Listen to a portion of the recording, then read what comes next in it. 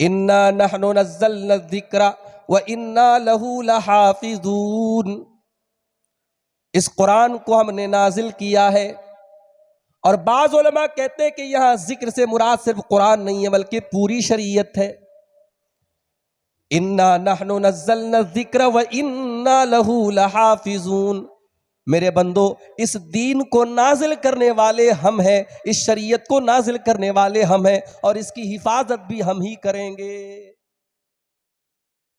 आज एक मस्जिद का मामला है, अल्लाह की कसम रूए जमीन की सारी मस्जिदें अगर बंद कर दी जाएं, सारी मस्जिदों पे ताले लगा दिए जाए, सारी मस्जिदों को मिस्मार कर दिया जाए, सारी मस्जिदों को जमीबोस कर दिया जाए, तब भी मुसलमान नमाज पढ़ता रहेगा, अल्लाह अकबर करता रहेगा और सजदा करता रहेगा। इसलिए कि अल्लाह के नबी फरमाते ओती तो खमसन लम योतहुन्न अहदुम मिन कबली। अल्लाह ताला ने 5 चीजें मुझको ऐसी दी हैं जो मुझसे पहले किसी और नबी को नहीं दी गई। नंबर 1, ओती तो जवामी अल कलिम। अल्लाह ताला ने मुझको जवामी उल कलिम अता फरमाया है। अल्लाह के प्यारे नबी की जुबान से छोटे छोटे अल्फाज निकलते थे, मगर उनके अंदर माना का एक पूरा समंदर हुआ करता था। एक बहुत बड़ी बात को बड़े छोटे से शब्दों में और छोटे से लफ्जों में अल्लाह के प्यारे नबी डाल करके पेश कर दिया करते थे। उसके बाद आपने फरमाया ओती तो जवामी अल कलिम। सबसे पहली चीज तो ये कि मुझको जवामी उल कलिम दिए गए। वह नुसिर तो बिर्रुबी, और मेरा रोबो दबदबा मेरे दुश्मन के दिल में अल्लाह ने डाल दिया है। 1 महीने की मसाफत पर, 1 महीने के डिस्टेंस पर मेरा दुश्मन मुझसे दूर हो, फिर भी अल्लाह ताला ने उसके दिल में मोहम्मद अकरम का दबदबा और आपका रोब उसके दिल में डाल दिया है। ये दूसरी खास बात मुझे मिली है। तीसरी चीज, वह जुइलत लियल अर्ज़ु मस्जिदन व तहूरा, और सारी की सारी धरती को, सारी की सारी जमीन को अल्लाह ताला ने मेरे लिए मस्जिद बना दिया है और पाकी हासिल करने की चीज बना दिया है। दुनिया के किसी कोने में चले जाओ, पानी नहीं है, तयम्मुम करके आप नमाज पढ़ सकते हैं। मस्जिद नहीं है, कोई भी पाक साफ जगह दे करके आप वहां पे खड़े होकर के नमाज पढ़ सकते हैं। ये इस्लाम की खुसूसियत है मेरे प्यारे से। और चौथी चीज अल्लाह के नबी फरमाते हैं वह उर्सिल तो इलल खल्क़ि काफ़तन, और मुझसे पहले जो नबी आए वो किसी बस्ती के लिए आए, किसी कम्युनिटी के लिए आए, किसी समाज के लिए आए, किसी विशेष इलाके के लिए आए, लेकिन मैं सारी मानवता के लिए, सारी इंसानियत के लिए नबी बना करके भेजा गया। और 5वीं चीज, वह खुतिमा बियन नबीयून, मैं अल्लाह का आखिरी नबी बना करके भेजा गया। मेरे ऊपर नबूवत की मुहर लगा दी गई, मेरे बाद अब दुनिया में कोई नबी आने वाला नहीं है। हम उस नबी का कलमा पढ़ने वाले हैं। मेरे भाई, अपने मकाम को पहचानो, अपने दीन को पहचानो। तुम कोई मामूली दीन के मानने वाले नहीं हो, अल्लाह ने आपको चुना है मेरे भाई। कभी गौर करना, दुनिया में कोई शर्मगाह की इबादत करता है, कोई जानवरों की इबादत करता है, कोई नदियों को देख करके पैसा गिराता है, कोई पत्थर को उठा के सर पे लगा लेता है। अल्लाह ने आपको कैसा दीन दिया है मेरे भाई। अल्लाह ने आपको ऐसा दीन अता फरमाया, आपका सर जब भी झुकेगा अपने पैदा करने वाले के आगे झुकेगा। आप अपने हाथ से बनाई हुई चीज के आगे कभी सर नहीं झुकाते हैं। किसी जानवर के आगे, किसी पत्थर के आगे आप सर नहीं झुकाते हैं। वीडियो देखिए आप, गाय गुजर रही है, हमारा गैर मुस्लिम भाई उस गाय के पेशाब को अपने हाथ में लेके पी लेता है। गाय के गोबर को वो बड़ा बरकत वाला और बड़ा शुभ मानता है, बड़ा मुकद्दस मानता है। मेरे प्यारे साथियों, ये मंजर देख करके क्या आपके दिल में ये ख्याल पैदा नहीं होता, अल्हम्दुलिल्लाहिल्लज़ी हदाना लिहाज़ा वमा कुन्ना लिनहतदिय लौला अन हदानल्लाह। आए अल्लाह, तेरा बहुत बड़ा शुक्र और एहसान है, तेरा बहुत बड़ा करम है, तूने इस्लाम की नेमत से हमको नवाजा। आए अल्लाह, हम तो इस काबिल नहीं थे। आए अल्लाह, हमारे बस में तो नहीं था कि हम इस्लाम की नेमत को अपना लेते। आए अल्लाह, तूने हमको इस्लाम जैसी नेमत से नवाजा है। हम इस्लाम के मानने वाले हैं। कयामत के दिन बड़े बड़े अरबपति खरबपति आएंगे, अल्लाह तबारक व तआला की बारगाह में और कहेंगे अल्लाह जमीन भर के सोना लेके आया हूं, करोड़ों की दौलत लेके आया हूं, अरबों की दौलत लेके आया हूं, अय अल्लाह सब ले ले, मुझे अपने अजाब से बचा ले, मुझे जहन्नम से बचा ले। अल्लाह फरमाएगा इन्नल्लज़ीना कफरू व मातू व हुम कुफ्फारुन फलन युक़बल मिन अहदिहिम मिलउल अर्दि ज़हबा। ऐ मेरे बंदो, जब तक तुम ईमान को लेकर के नहीं आओगे, जब तक तुम तौहीद को लेकर के नहीं आओगे, जब तक तुम ला इलाहा इल्लल्लाह को लेकर के नहीं आओगे, ऐ मेरे बंदो, तुम जमीन भर के सोना भी अगर लेके आ जाओ हमारी बारगाह में, जमीन भर के सोना भी कबूल नहीं किया जाएगा, इसलिए कि तुम्हारे पास सोना तो है मगर ईमान नहीं है। उठाओ तारीख के पन्ने, सुमैया बिनते खय्यात रजी अल्लाह ताला अन्हा अबू जहल ने गिरफ्तार करके पकड़ करके रखा हुआ है। सामने उनके शौहर हजरते यासिर को भी बांध के रखा है, सामने उनके बेटे अम्मार को भी बांध के रखा है। ऐ सुमैया, तू मोहम्मद का दीन छोड़ दे, तू ईमान छोड़ दे, हम तुझे सताना छोड़ देंगे। ओ मेरी प्यारी माँ बहनों, सुमैया कोई 20 साल की लड़की तो नहीं है, जवान बेटे की माँ है, 50-60 साल की बूढ़ी औरत है। उसको अबू जहल सता रहा है, उसको जंजीरों से जकड़ के रखा है, उसको तकलीफें दे रहा है, उसके हाथ और पैर से खून बह रहा है। ऐ सुमैया, तेरे ईमान का क्या कहना, तेरी इस्तिकामत का क्या कहना, तेरे सब्र का क्या कहना। सुमैया के बदन से खून रिस रिस करके बह रहा है, मगर सुमैया अपने नबी के दीन को छोड़ने को तैयार नहीं है। अबू जहल ने देखा ये तो घी आसानी से निकलने वाला नहीं है, उसने कहा है सुमैया, अगर तूने मोहम्मद का दीन न छोड़ा, अगर तूने इस्लाम को न छोड़ा, ऐ सुमैया, तेरे जवान बेटे के सामने हम तुझे नंगा कर देंगे, तेरे बदन से कपड़े उतार देंगे। ओ मेरी प्यारी माँ बहनों, एक औरत के लिए इससे बढ़ के शर्म की बात क्या होगी, इससे बढ़ के गैरत की बात क्या होगी, एक माँ को उसके जवान बेटे के सामने नंगा कर दिया जाए। मगर मेरे प्यारे भाइयों, हजरत सुमैया ने इस अज़ियत को भी गवारा कर लिया। कहा है अबू जहल, तुझे जो करना हो तू कर ले, अब इस्लाम मेरे दिल से नहीं निकल सकता, अब ईमान मेरे दिमाग से नहीं निकल सकता। और चश्मे फलक ने वो मंजर भी देखा, दुनिया की नजरों ने वो मंजर भी देखा, जवान बेटे के सामने बूढ़ी माँ के कपड़े उतार दिए गए, उसको बरहना कर दिया गया, उसको नंगा कर दिया गया। मगर मेरे प्यारे भाइयों, हजरत सुमैया ने अपने दीन और ईमान से समझौता नहीं किया। बड़ी बेदर्दी के साथ और बड़ी बेशर्मी के साथ और बड़ी बेगैरती के साथ अबू जहल ने नेज़ा मार करके बड़े शर्मनाक तरीके से हजरत सुमैया को शहीद कर दिया। सुमैया शहीद हो गई, मगर उन्होंने अपने दीन को नहीं छोड़ा। आज हमारा दीन फेसबुक और इंस्टाग्राम के मोहब्बत भरे चंद जुमलों से हमारा दीन बिक जाता है। मेरे भाइयों, ये गौर करने की बात है, ये गौर करने की बात है।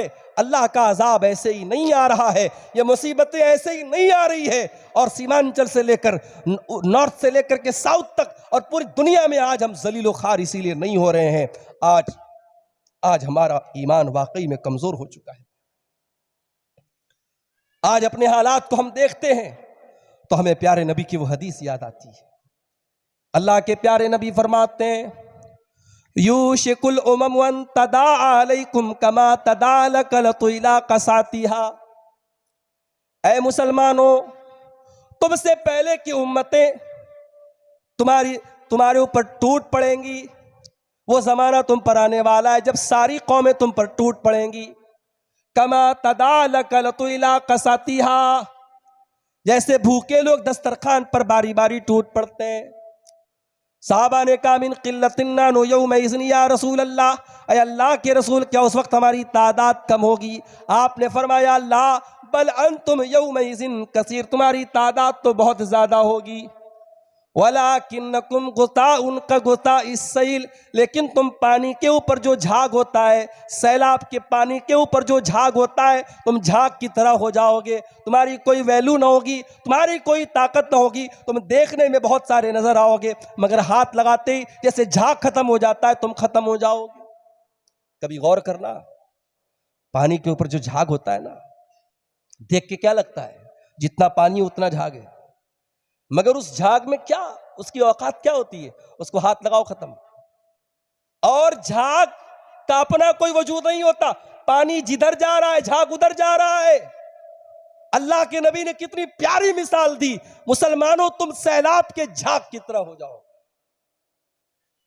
एक साहब कहने लगे, मौली साहब बीवी के साथ वैलेंटाइन डे मना सकते हैं क्या? हम किसी गलत लड़की को लेके नहीं जा रहे, अपनी बीवी को रेस्टोरेंट में लेके जा रहे।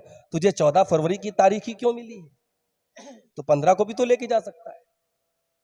कितने मुसलमान हैं, अच्छी नौकरी लग गई, चंद पैसे आ गए तो अब उनके बच्चों का बर्थडे मनाया जाने लगा। कितने मुसलमान हैं शादी की सालगिरह मना रहे हैं, एनिवर्सरी मना रहे हैं। ये एनिवर्सरी कहां से आई, ये बर्थडे कहां से आया?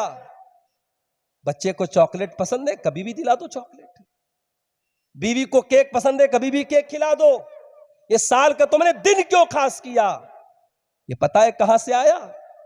ये उन लोगों के चोंचले हैं जो सूअर खाने वाले हैं, जो शराब पीने वाले हैं, जो ज़िनाकार है, बदकार है, हरामखोर है। ये उनके चोंचले हैं और हम साहब उनके तरीके पे चल रहे हैं।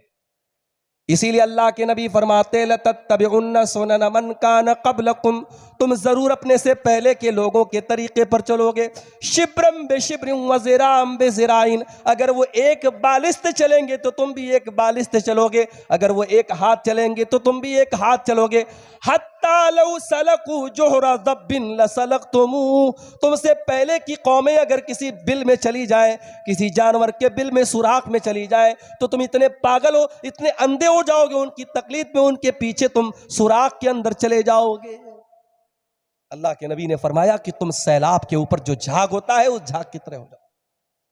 अल्लाह तबारक व तआला दुश्मनों के दिलों से तुम्हारे दबदबे को खत्म कर देगा और तुम्हारे दिलों में वहन डाल देगा। सहाबा ने कहा, अल्लाह के नबी वहन क्या होता है? आपने फरमाया हुब्बुद दुनिया व कराहियत, तुम दुनिया के चाहने वाले, दुनिया से मोहब्बत करने वाले, दुनिया के लिए मरने मिटने वाले बन जाओगे। मुसलमानों जरा अपने दिल पर हाथ रख के बताना, सुबह जब नींद खुलती है तब से लेकर रात में बिस्तर पे सोने तक कितनी बार मौत को याद करते? अरे मौली साहब कैसी बात कर रहे, मौत को कौन याद करता है? हर आदमी तो जिंदगी की बात करता है, बीवी की बात, बच्चों की बात, रोजी रोटी की बात, दुकान की बात, मकान की बात, पॉलिटिक्स की बात। मौत की बात कौन करता है? मेरे नबी मौत की बात करते थे।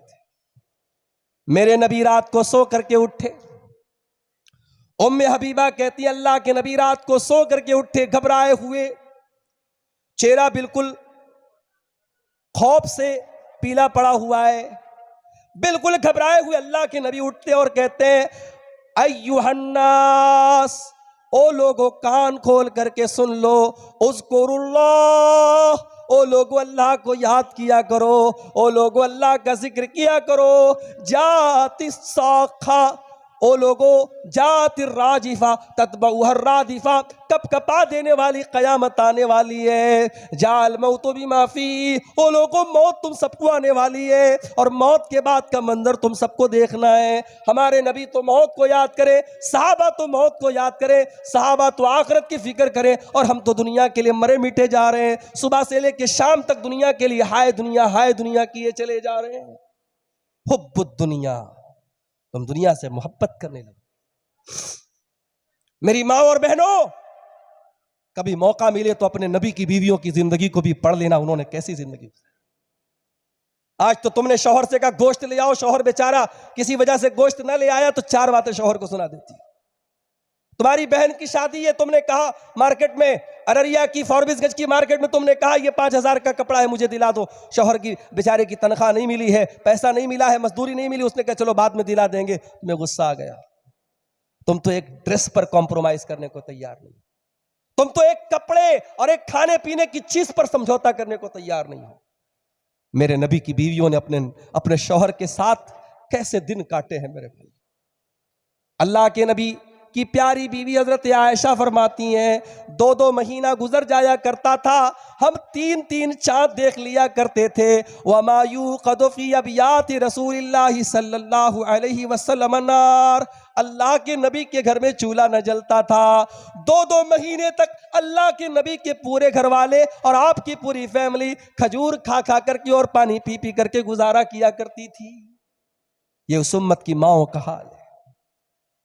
आज तो हमारे पास पैसा आता है, हम सोचते अपने बच्चों को अच्छा मकान ला के देते। हमारी जिंदगी का मकसद तो यही रहे, जमीन बना ले, जायदाद बना ले, मकान बना ले। नबी ने क्या बनाया अपने लिए? कभी गौर करना, तुम्हारे नबी ने अपने परिवार के लिए क्या बनाया? कुछ नहीं बनाया मेरे भाई। नबी की 9 बीवियां रहती थी एक साथ, छोटे छोटे कमरे थे। वो कोई संगे मरमर के कमरे नहीं थे, कोई मार्बल के कमरे नहीं थे, कोई डिजाइन नहीं बना था, मिट्टी के छोटे छोटे कमरे थे। और सहाबा कहते उन कमरों की हाइट इतनी थी, हाथ लगाओ तो छत को छू लेते थे। खजूरों के तने के पिलर होते थे, छप्पर की छत होती थी, मिट्टी का फर्श होता था। ये नबी का घर था मेरे भाई।